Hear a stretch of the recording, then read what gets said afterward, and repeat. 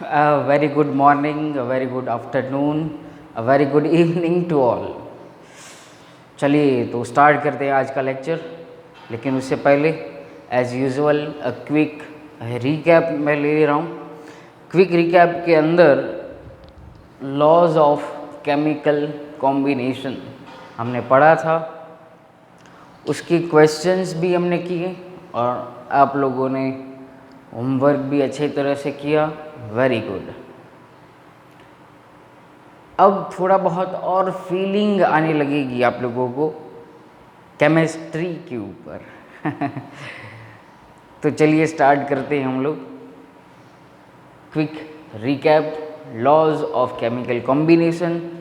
उसके अंदर पहले हम लोगों ने देखा था law of conservation of mass. Mass और uh matter neither created not destroyed. Okay, बहुत ही सिंपल लॉ, पहले भी आप लोग पढ़ चुके हैं, कोई भी शायद इसके अंदर डाउट नहीं होगा। Then second law, law of a definite proportion. कोई भी एक सैंपल ले लो, केमिकल ले लो, सब्सटेंस ले लो और उसको डिफरेंट मेथोडोलॉजी से प्रिपेयर करो, तो भी उसके अंदर जो एलिमेंट्स हैं उनका जो रेशियो है by percentage, by mass, it is always equal और it is always same in all the samples. We took an example of rainwater, seawater, tap water. All are in the form of H2O, but the ratio of hydrogen and oxygen are same in all the three kind of waters, and that is 2:16 or 1:8. Very simple. Law of multiple proportion, multiplication का यहाँ पे एक थोड़ा बहुत हमने use किया था, example लिया था कि C+O2, तो CO2 एंड कार्बन मोनोऑक्साइड दो सेम एलिमेंट दो डिफरेंट काइंड के कंपाउंड फॉर्म करते हैं, तब उन दो कंपाउंड्स के अंदर एक एलिमेंट का जो मास है वो फिक्स्ड रहता है। एक एलिमेंट का मास फिक्स्ड रहता है और दूसरे एलिमेंट का जो मास का रेशियो है वो सिंपल होल नंबर मिलता है। This is law of multiple proportion. एक element with fixed mass and second element with a whole number ratio, इतना ही याद रखो, easy technique. Fourth law is Gay Lussac's law. It is related to a volume of a gas. It is related to a volume of gas, बहुत ही simple. And fifth law is, अच्छा मैंने यहाँ पे इसका एग्जाम्पल लिखा है, ओके तो एग्जाम्पल भी पढ़ लेते हैं। फिर हमने यहाँ पे एग्जाम्पल लिया था कि H2 gas plus Cl2 gas gives two HCl। अगर 100 ml H2 लिया, 100 ml Cl2 लिया तो सामने मिलेंगे 200 ml। एक ग्लास पानी भरो, दूसरा ग्लास पानी भरो और दोनों को मिक्स करके एक वेसल में डाल दो, तो वॉल्यूम चेंज नहीं होता, वॉल्यूम इक्वल रहता है जितना आप लोगों ने पहले लिया है। तो 100 + 100 इज इक्वल टू 200 ml। पता चली ये बात? That is the Gay Lussac law.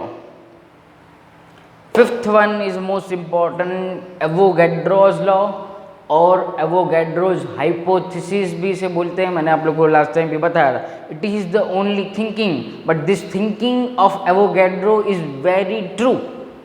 वो 100% राइट थी। उसने ऐसा कहा कि volume of gas is number directly proportional to the number of molecules. तो एक मास की बात की गई, एक वॉल्यूम की बात की गई है। तो जितना वॉल्यूम बढ़ता जाएगा उतने ही नंबर ऑफ मॉलिक्यूल्स बढ़ते जाएंगे। और अगर हम लोगों को ये पता है कि 1 mole any substance is equal to Avogadro number 6.022 into 10⁻23 atoms, molecules, ions, particles, electrons etcetera, n number of entities are covered in a 1 mole. If I tell you a 1 mole of apple, then number of apple is equal to 6.022 into 10⁻23 apples present in a 1 mole apple. So therefore the Avogadro tells us that volume of a gas directly proportional to the number of molecules. When you increase number of molecules, volume increases or vice versa.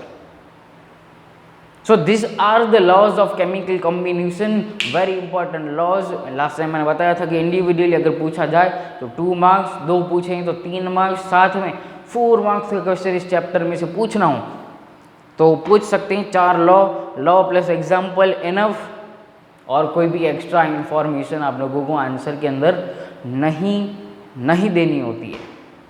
चलिए, तो आज का जो session रहेगा वो भी important रहेगा, तो पहले से आप लोगों को ध्यान देना है।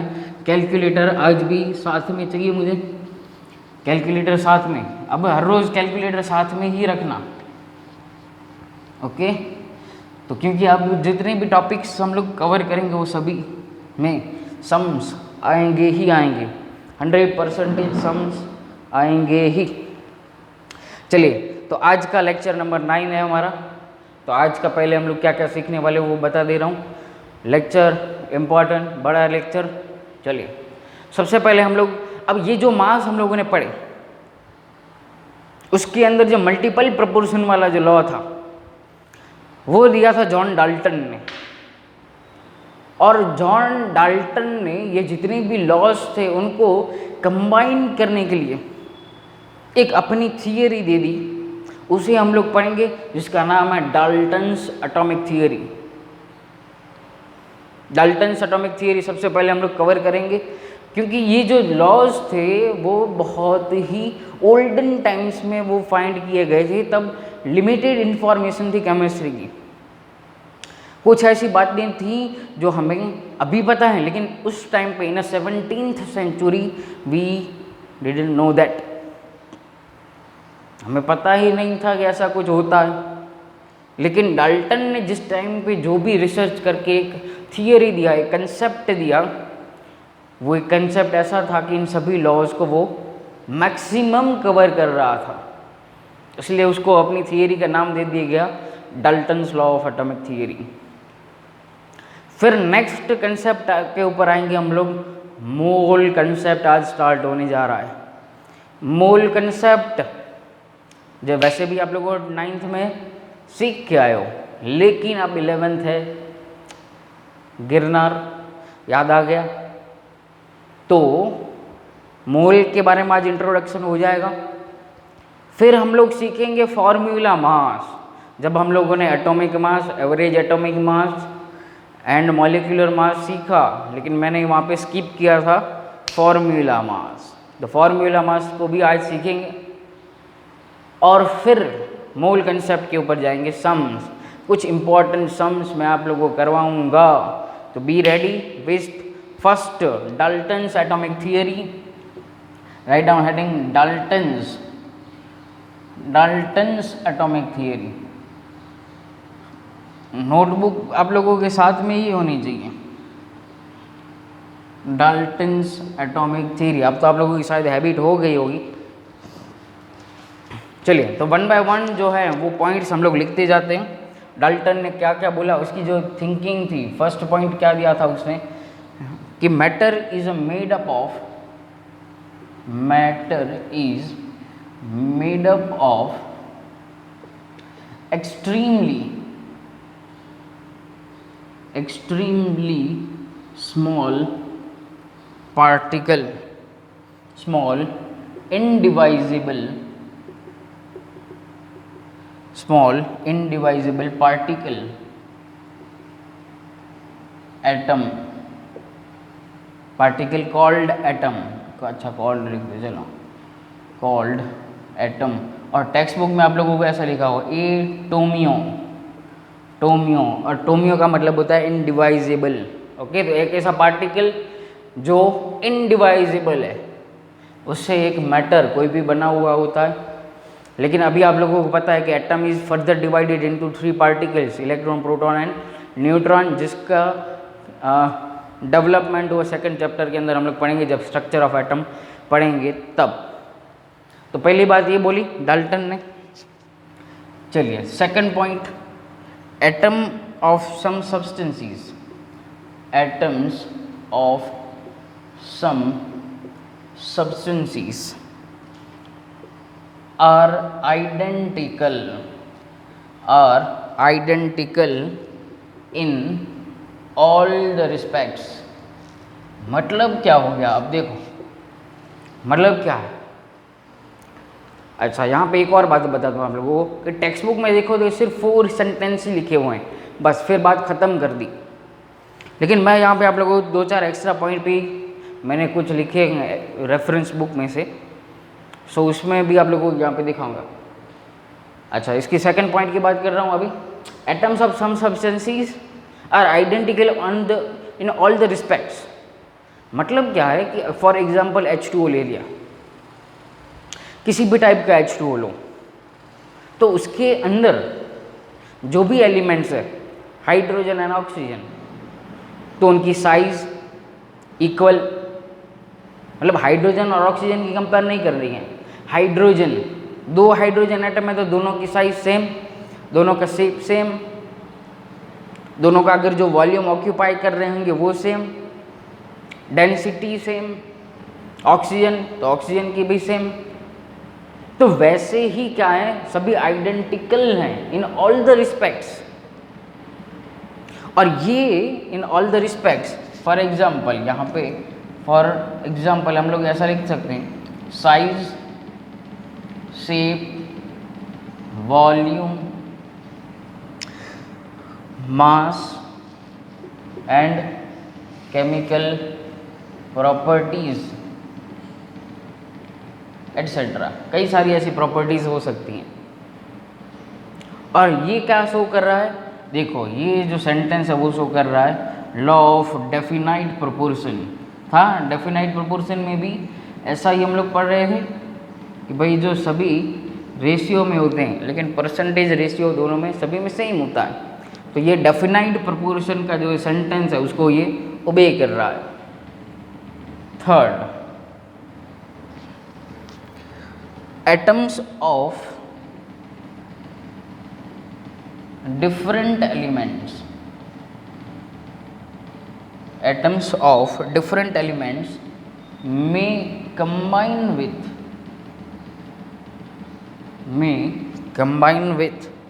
each other। different elements are combined with each other in a fixed simple whole number ratio. तो ये भी सेंटेंस क्या कर रहा है, डेफिनाइट प्रोपोर्शन को भी फॉलो कर रहा है ये, कि डिफरेंट एलिमेंट्स हैं, H2 + O2 gives 1/2 H2O। Okay, तो ये उसी को ही फॉलो कर रहा है। देखो different elements, hydrogen, oxygen, carbon, oxygen, CO2 may combine with each other in a fixed simple whole ratio number ratio। Okay, तो ये भी क्या कर रहा है, डेफिनाइट प्रोपोर्शन को ही फॉलो कर रहा है यहाँ से। चलिए आगे बढ़ते हैं हम लोग। Fourth point, atoms of different elements या फिर different substances, atoms of different substances are different in all the respects,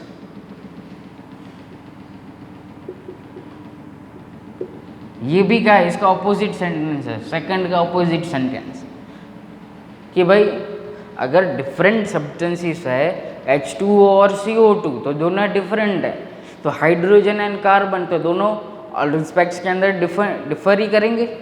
obvious ही बात है यार, इसमें कोई बड़ी बात तो है नहीं, क्योंकि हाइड्रोजन और कार्बन दोनों खुद ही अलग अलग हैं।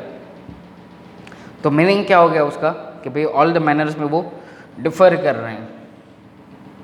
फिफ्थ पॉइंट इधर लिख लूँ, आ रहा है फिफ्थ पॉइंट, चलिए आ जाएगा, नो प्रॉब्लम। चलिए फिफ्थ पॉइंट यहाँ पे मेंशन कर रहा हूँ मैं, एटम्स ऑफ टू एलिमेंट्स में combine in different ratio to form more than one compound। अब आप लोगों को ये पता चला ये कौन सा लॉ फॉलो कर रहा है, मोर देन वन कंपाउंड, ये फॉलो कर रहा है मल्टीपल प्रोपोर्शन को। मल्टीपल प्रोपोर्शन का जो लॉ था उसे ये सेंटेंस फॉलो कर रहा है। Okay, atoms of a different elements combine with different ratio two form more than one compound. C+O CO2 भी बनाता है और कार्बन मोनोऑक्साइड भी बनाता है। और एक लास्ट सेंटेंस मैं आप लोगों को यहाँ से दिखा दे रहा हूँ, चलिए इसको पूरा ही मिटा देते हैं तो फिर हमारे लिए जगह बच जाए।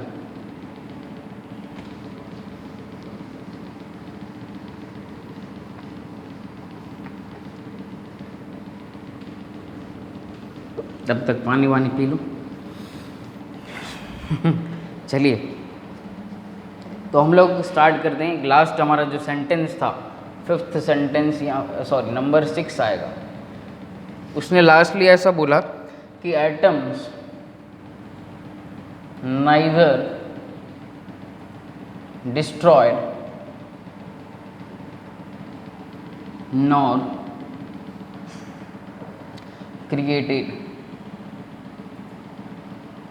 लास्ट सेंटेंस ऐसा बोला, लेकिन चैप्टर नंबर 2 के अंदर हम लोग ये पढ़ेंगे cathode ray experiment. Chapter number 2 का फर्स्ट टॉपिक वो रहेगा, उसके अंदर हम लोग एटम को डिवाइड कर देंगे इलेक्ट्रॉन प्रोटॉन और न्यूट्रॉन के अंदर। लेकिन उस टाइम पे इसको पता नहीं था भाई कि एटम डिवाइड नहीं होता, लेकिन वहाँ पे रदरफोर्ड आया और उसने कह दिया भाई एटम, थॉमसन एंड रदरफोर्ड दोनों ने एक्सपेरिमेंट करके बता दिया भाई ये बात नहीं चलेगी तेरी, और डाल्टन को कर दिया बाईपास। तो ये जो बातें थी वो डाल्टन ने बताई, टेक्स्ट बुक में से भी आप लोगों को पढ़ लेना। What are the limitations of Dalton's law of theory. सबसे पहला पॉइंट, उस टाइम के ऊपर आइसोटॉप्स जो थे वो एक्चुअली डिस्कवर ही नहीं हुए थे, तो फिर वो कैसे बताएगा कि कार्बन 14 भी होता है, हाइड्रोजन वो ड्यूटेरियम के फॉर्म में होता है, वो ट्रिटियम के फॉर्म में होता है। वो तो उसके बाद में पता चला, मतलब उस टाइम पे एक्चुअली ये फाइंड ही नहीं हुआ था, डेवलपमेंट नहीं हुआ था, रिसर्च नहीं हुआ था आइसोटॉप्स का। लेकिन लिमिटेशन में ये बात कंसीडर होती है कि आइसोटॉप के बारे में नहीं बताया था। सेकंड जो लिमिटेशन उसको लिखते हैं कि भाई did not tell anything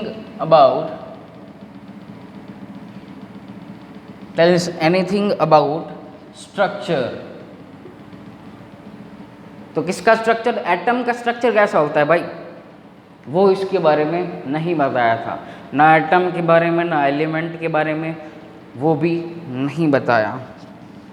third जो लिमिटेशन हम लोग कंसीडर करते हैं, could not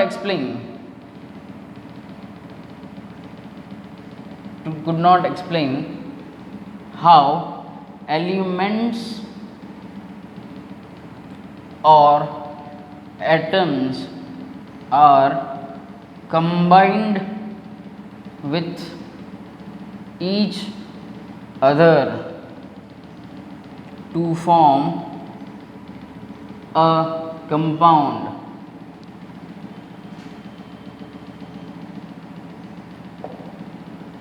भाई उसने ये एक्सप्लेन नहीं किया कार्बन और ऑक्सीजन दोनों क्यों कंबाइन करते हैं और क्यों नया कंपाउंड बनाते हैं, उसके बारे में इंफॉर्मेशन नहीं दी। और लास्ट जो लिमिटेशन हम लोग लिखते हैं, do not differentiate atom and molecule. कोई भी मॉलिक्यूल और एटम को डिफरेंशिएट करने वाली जो बात थी वो भी उसने नहीं बताई, ये बात उसने नहीं बताई। भाई एटम और मॉलिक्यूल के बीच में क्या डिफरेंस है वो नहीं बताई। तो ये बात थी हमारे डाल्टन भाई साहब ने जो की। तो आप लोगों को यहाँ पे समझ में आ गया होगा। 2 मार्क्स क्वेश्चन एग्जाम में जब पूछा जाए ये क्वेश्चन की explain Dalton's theory, atomic theory, तब आप लोगों को टेक्स्ट बुक में जो 4 पॉइंट्स दिए हैं वही लिख रहे हैं। मैंने जो एक्स्ट्रा पॉइंट लिखवाया उसको मेंशन नहीं करना है एग्ज़ाम के अंदर। That information is only for the knowledge, extra में काम आए इसलिए, लेकिन एग्ज़ाम में पूछा जाए तो वो 4 पॉइंट्स ही लिखने हैं। चलिए आगे बढ़ें। लिमिटेशन पूछा जाए तो सेम। अब मैं जा रहा हूँ आज के मोस्ट इम्पॉर्टेंट क्वेश्चन स्टार्ट करने जा रहे हैं हम लोग, that is mole concept. Mole concept की बात करने जा रहा हूँ मैं। हेडिंग लिखिए, इस चैप्टर का सबसे important mole concept. Mole concept सबसे पहले आप लोगों को बात पता होनी चाहिए, व्हाट इज मोल।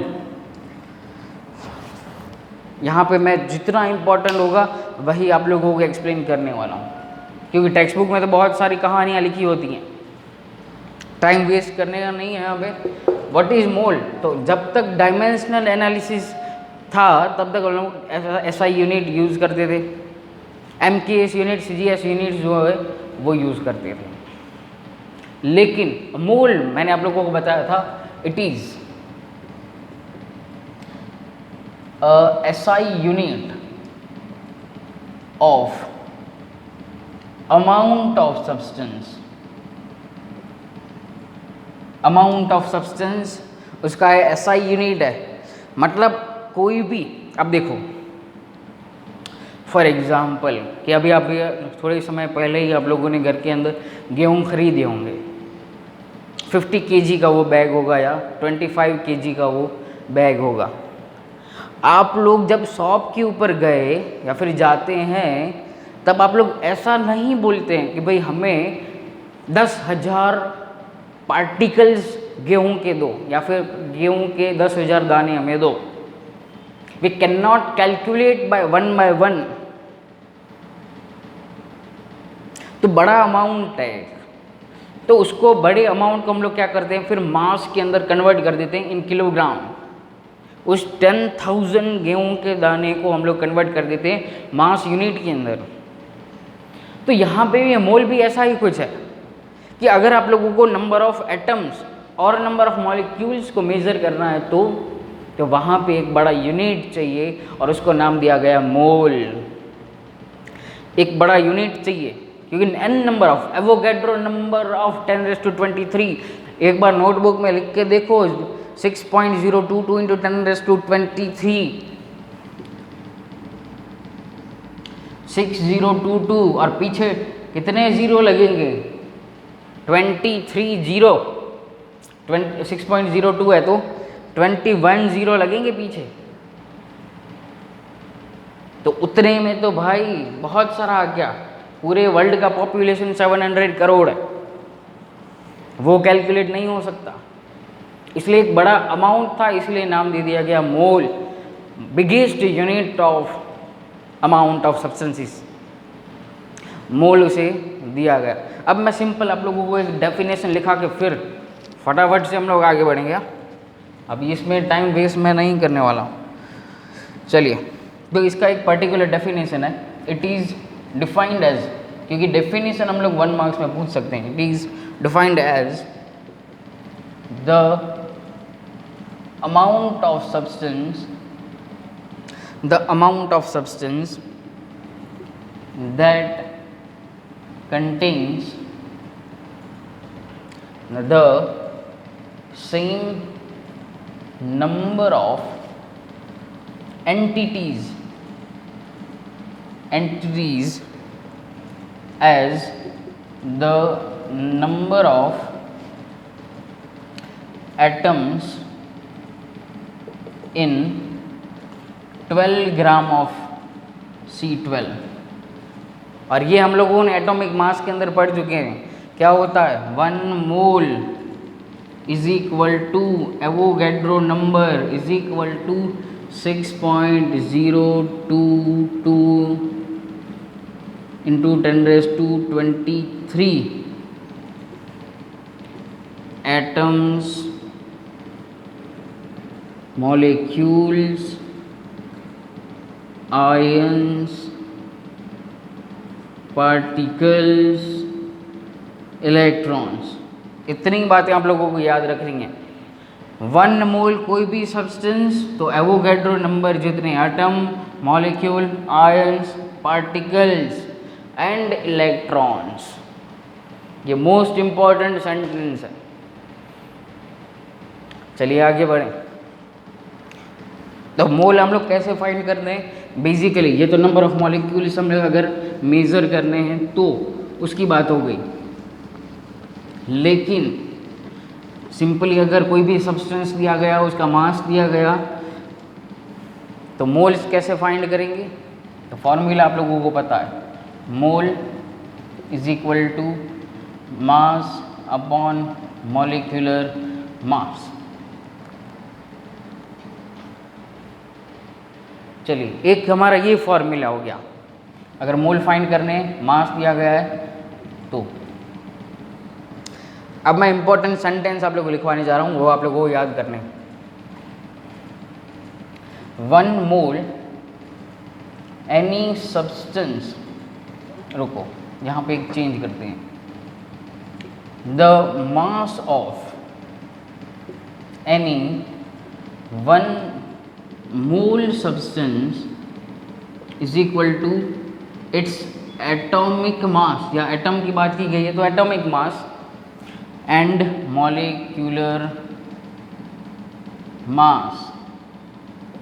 भाई 1 मोल दिया गया तो मान लो 1 मोल O2 दिया गया तो मास कितना होगा, 32 ग्राम 1 मोल का।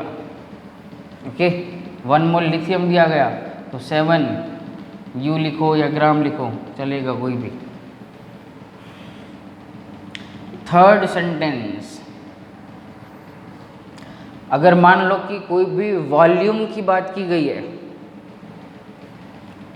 द वॉल्यूम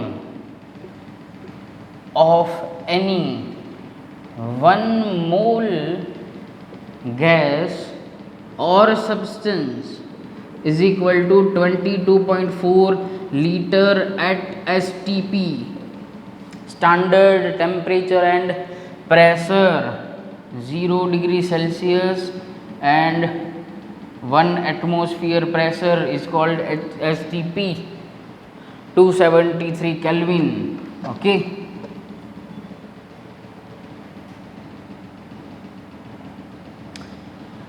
तो वॉल्यूम की बात हो गई। अगर कोई भी एक 1 मोल गैस या फिर सब्सटेंस दिया गया है तो उसका वॉल्यूम ऑलवेज होगा 22.4 लीटर।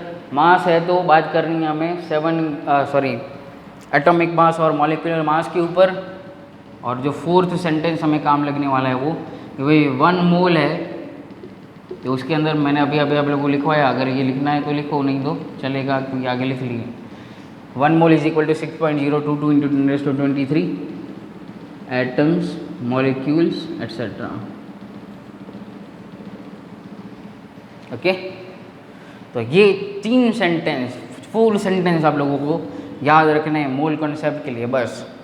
बाकी मेरे ऊपर गारंटी आप लोगों को सब कुछ आ जाएगा, क्योंकि टेक्स्ट बुक में बहुत सारा दिया हुआ है, बहुत सारे फिगर्स दिए गए हैं, लेकिन मेरी मेथोडोलॉजी से काम करोगे तो ये शायद इजी रहेगा। बाकी आप लोगों को और कई सारी मेथोडोलॉजीज अवेलेबल होती हैं, लेकिन मेरी जो टेक्निक है वो एकदम सिंपल रहती है, इसलिए मैं सिंपल वर्क करता हूँ।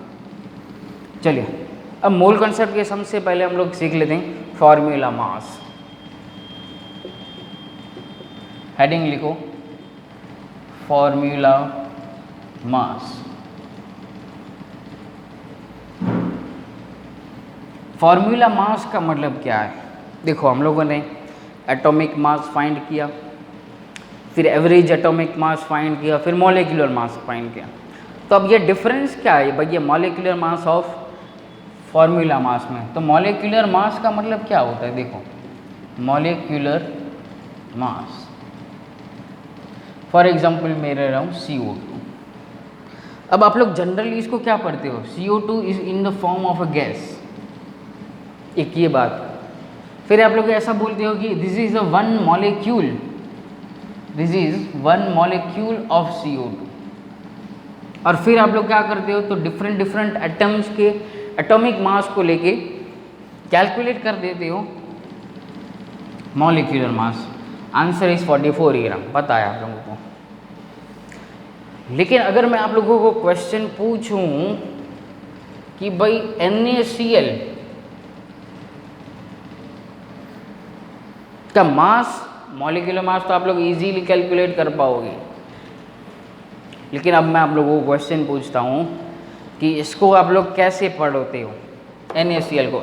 जैसे आप लोगों ने इसको पढ़ा CO2 gas, CO2 molecule, NaCl को कैसे पढ़ोगे? हम लोग तो सिर्फ NaCl ही यूज़ करते हैं। NaCl घर के अंदर पड़ा होगा घर के अंदर पड़ा होगा तो क्या बोलती हो? वन मॉलिक्यूल ऑफ NaCl, ऐसा बोलती हो? नहीं, हम लोग ऐसा नहीं बोलते। उसका रीज़न है NaCl जो है वो एक आयोनिक कंपाउंड है, आयोनिक कंपाउंड है। जैसे आप लोग इसके अंदर बोलते हो CO2, अगर मैं CO2 को डिफ्रेंशिएट करूं तो C+O2, तो इसके अंदर आप लोग ऐसा बोलते हो कि 1 mole carbon is present plus oxygen atoms.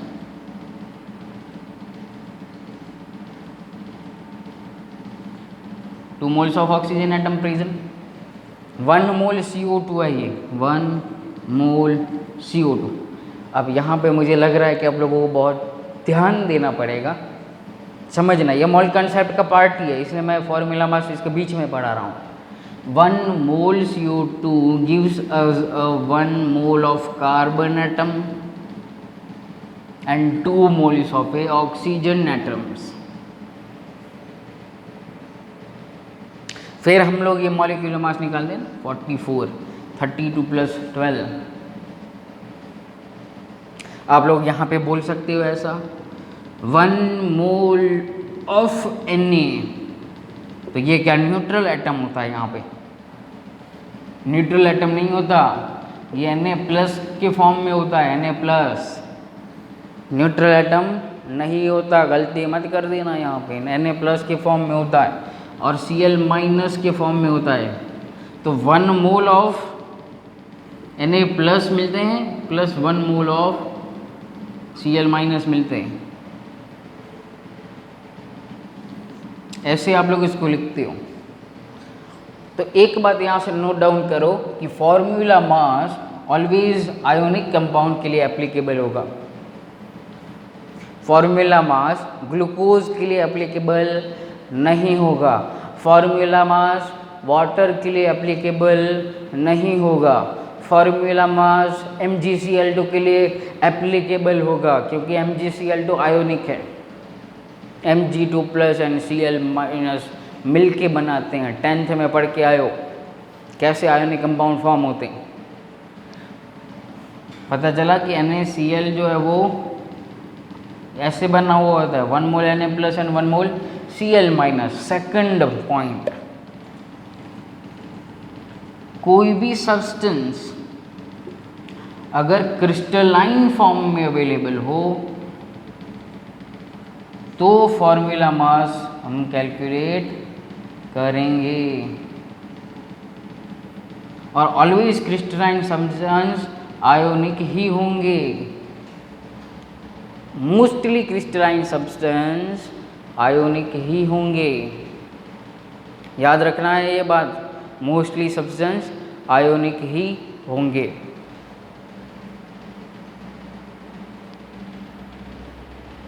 Okay, और फिर हम लोग इसका मास निकालते हैं। 23 प्लस 35.5 इज इक्वल टू 58.5, लेकिन ये क्रिस्टलाइन मास है, क्रिस्टलाइन हमें पता नहीं है भाई ये क्या है। ये फॉर्मूला मास है एक्चुअल में। ये 58.5 is not a molecular mass, it is a formula mass.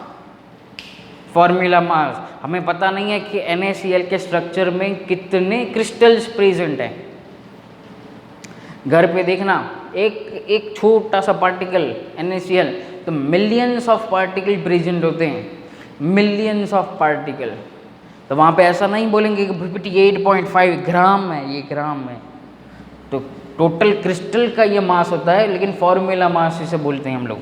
Molecular mass calculate नहीं होता, फॉर्मूला मास कैलकुलेट करते हैं।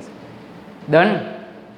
तो दो बातें याद रखो, सिर्फ और सिर्फ दो बातें। अगर कंपाउंड आयोनिक है और अगर कंपाउंड क्रिस्टलाइन है तो फॉर्मूला मास कंसीडर करेंगे, मस्ट। ओके, चलिए अब मैं आप लोगों को जा रहा हूँ सम्स के ऊपर। अब कैलकुलेटर शस्त्र हाथ में ले लो, मज़ा आएगा। अब तो कुछ ट्राई करूँगा कि मैं सभी टाइप्स के एक एक सम्स आप लोगों को करवा दूँ, और फिर हम लोग जाएंगे होमवर्क के ऊपर। चलिए, तो सम्स के ऊपर सबसे पहला sum, calculate number of moles, number of molecules, total number of atoms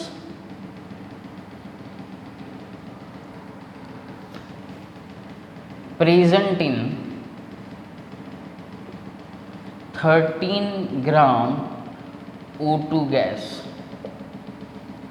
चलिए, ये हम लोगों को क्वेश्चन करना है कैलकुलेटर साथ में। सबसे पहली बात, what is molecular mass of O2। एक ऑक्सीजन है तो 16, दो हैं तो 32 ग्राम। अब हमें क्या फाइंड करना है? फर्स्ट मोल। मोल का फॉर्मूला क्या? Mole is equal to mass given divided by molecular mass. Mass कितना हुआ है? 30 ग्राम डिवाइडेड बाय क्या? 32 ग्राम। मॉलिक्यूलर मास 32 है ना, निकालो, करो डिवाइड, तो आंसर क्या मिलेगा? 0.4 मोल्स।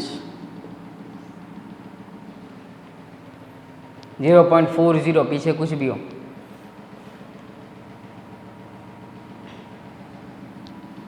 ओके, तो ये हमें मिल गए मोल्स। चलिए, सेकंड पॉइंट हमें क्या फाइंड करना है? Number of molecules. तो अभी हम लोगों ने वो 4 सेंटेंस में लिखा कि अगर कोई भी 1 मोल सब्सटेंस है तो उसके अंदर 6.02 × 10⁻23 प्रेजेंट होंगे। इफ 1 मोल O2 गैस होता तो उसके अंदर कितने प्रेजेंट? 6.022 × 10⁻23 molecules present. पीछे लिखना कंपल्सरी है, किसकी बात कर रहे हो, मॉलिक्यूल्स की बात कर रहे हो, एटम्स की बात कर रहे हो, वो ज़रूरी है लिखना। देयरफॉर हमारे पास कितने हैं 0.4 moles, 0.4 mole O2 gas, how many 0.4 into 6.022 10⁻23 molecules. करो मल्टीप्लिकेशन इसका 0.4 इंटू 6.022 तो आंसर मिलेगा 2.4 इंटू 10⁻23 मॉलिक्यूल्स। पता चला। नेक्स्ट हमें क्या फाइंड करना है, टोटल बोला गया है, total number of atoms. Atom की बात की गई है। देखो O2 मॉलिक्यूल, अब कंपोजिशन ऑफ मॉलिक्यूल देखना है हमें।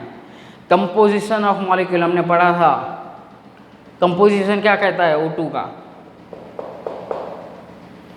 तो एक मॉलिक्यूल के अंदर कितने एटम, 2 एटम प्रेजेंट है। तो इतने मॉलिक्यूल के अंदर कितने होंगे, 1 मॉलिक्यूल, मैं लिख रहा हूं यहां पे 1 molecule contains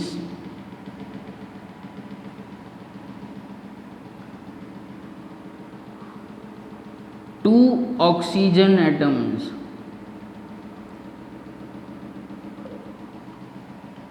One molecule contains 2 oxygen atoms.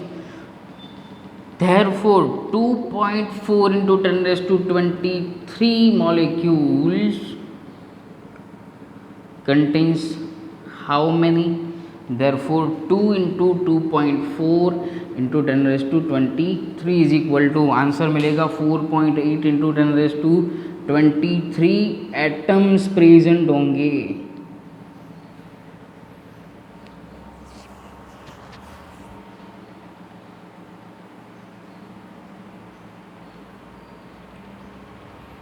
आ रहा है समझ में ये।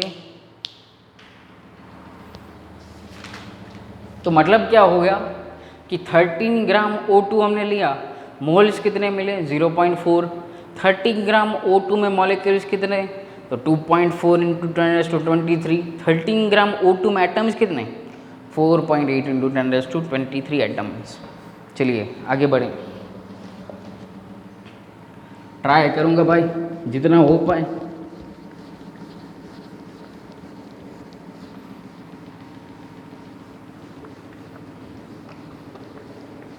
थोड़ा बहुत आज खींच भी जाएगा क्योंकि sums are important, all concepts are important. चलिए एक अब कैसा सम करवाऊँ आप लोगों को अच्छा वाला हो। चलिए एक वॉल्यूम का ले लेते हैं। Calculate the number of molecules and number of atoms present in 11.2 liter O2 gas at STP। यहाँ पे लिख दे रहा हूँ at STP, गैस दिया है तो at STP इम्पोर्टेंट है। मॉलिक्यूल्स कैलकुलेट और नंबर ऑफ एटम्स कैलकुलेट करने, तो सबसे पहले वॉल्यूम दिया गया है। अगर 1 मोल, पहले तो मोल इसमें कन्वर्ट करेंगे ना, बिगेस्ट यूनिट। अगर 22.4 लीटर वॉल्यूम होता तो वो कितना होता 1 मोल। अगर 11.2 है लीटर वॉल्यूम तो कितने मोल हो गए, हाफ मोल। मोल्स मिल गए, अब तो आप लोग खुद से कर सकते हो। चलिए मॉलिक्यूल, तो 1 मोल O2 गैस, तो मॉलिक्यूल कितने 6.022 इंटू 10⁻23, 0.5 O2 गैस, तो ये कितने देयरफॉर 0.5 इंटू 6.022 तो 10⁻23 और इसको हाफ कर दो तो मतलब 3.011 इंटू 10⁻23 डन। और एक मॉलिक्यूल O2 तो एटम कितने, तो 2 इंटू 3.011 इंटू 10⁻23 एटम्स हो जाएंगे, पिछले वाले जैसा ही था ये सम।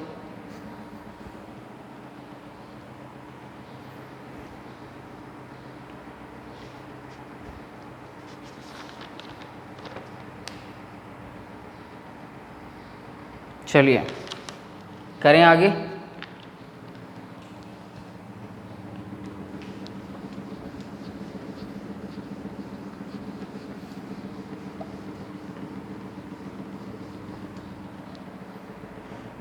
अब आप लोगों को दिया गया है क्वेश्चन कुछ ऐसा है वॉल्यूम के रिलेटेड।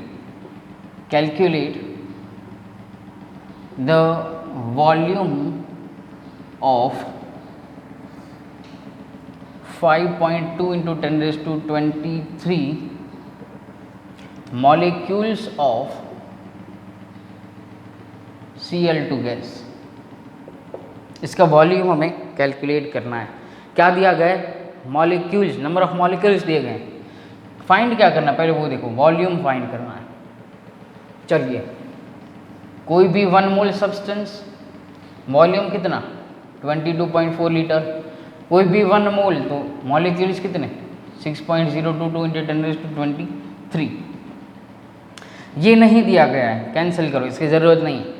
अगर 6.022 10⁻23 मॉलिक्यूल्स होते तो वॉल्यूम कितना होता, तो 5.2 into 10⁻23 है मॉलिक्यूल्स, तो वॉल्यूम कितना, therefore 5.2 into 10⁻23 into 22.4 divided by 6.022 into 10⁻23, तो ये सीधा cut.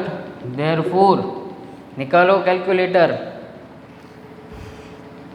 Answer will be 19.34 litre. You need always liter.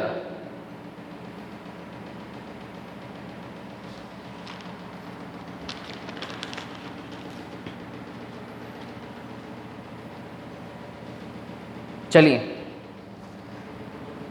तो आप लोगों को अब मैं दे रहा हूँ होमवर्क। कुछ भी डाउट हो तो मुझे पूछ लेना। टाइम मुझे थोड़ा बहुत कम पड़ गया आज, क्योंकि आगे बहुत सारा टाइम चला गया। चलिए होमवर्क लिखते हैं हम लोग। इजी दे रहा हूँ, ऐसा होगा तो मैं एक सेशन और हम लोग कर लेंगे सम्स के ऊपर, क्योंकि सम्स बहुत ही इम्पॉर्टेंट होते हैं। चलिए इजी मैं क्वेश्चंस दे रहा हूँ।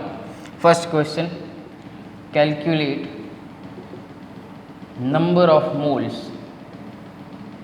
ओके, फर्स्ट 7.85 ग्राम Fe, एटॉमिक मास होगा 56। आप लोगों ने लिखा है तो भी यहाँ पे लिख दो, atomic mass of Fe is 56। फिर 68 मिलीग्राम सिलिकॉन। मिलीग्राम को पहले ग्राम में कन्वर्ट करना पड़ेगा। Third is 65.6 microgram carbon. Second, calculate the mass of